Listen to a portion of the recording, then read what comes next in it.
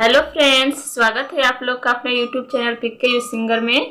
तो कैसे हैं आप सभी? उम्मीद करती हूँ बहुत अच्छे होंगे। तो मैं एक शिव जी का भजन सुनाने जा रही हूँ। अगर पसंद आएगा तो लाइक शेयर कमेंट करिएगा। और अभी तक मेरे चैनल पे न्यू हैं तो प्लीज़ सब्सक्राइब कर दीजिएगा और साथ ही बेल आइकन को भी प्रेस कर दीजिएगा ताकि मैं जो भी वीडियो अपलोड करूँ उसकी नोटिफिकेशन आपको सबसे पहले मिले। तो चलिए भजन शुरू करते हैं। बिना मंगले बरवा देना हो ए गौरी के सैया, बिना मंगले बरवा देना हो ए गौरी के सैया।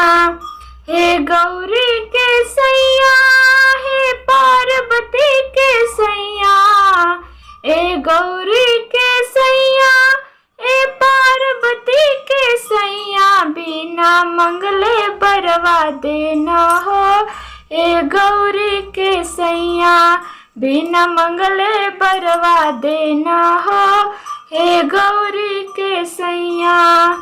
भोला दुआरे अंधा खड़ा बा नैन के आस लगा के, भोला दुआरे अंधा खड़ा बा नैन के आस लगा के, बिना मंगले नैन देना हो ए गौरी के सैया, बिना मंगले नैन देना हो ए गौरी के सैया, बिना मंगले बरवा देना हो ए गौरी के सैया।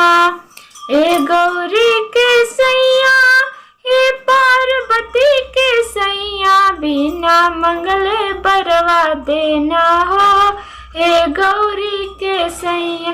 भोला दुआरे लंगड़ा खड़ा बा पैर के आस लगा के, भोला दुआरे लंगड़ा खड़ा बा पैर के आस लगा के, बिना मंगले पैर देना हो ए गौरी के सैया, बिना मंगले पैर देना हो ए गौरी के सैया, बिना मंगले बरवा देना हो ए गौरी के सैया।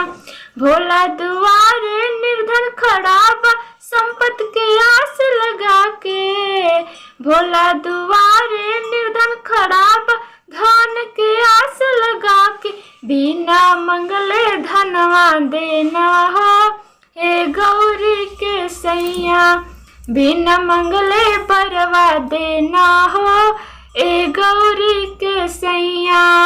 हे गौरी के सैया, ए पार्वती के सैया, बिना मंगले बरवा देना हो ए गौरी के सैया।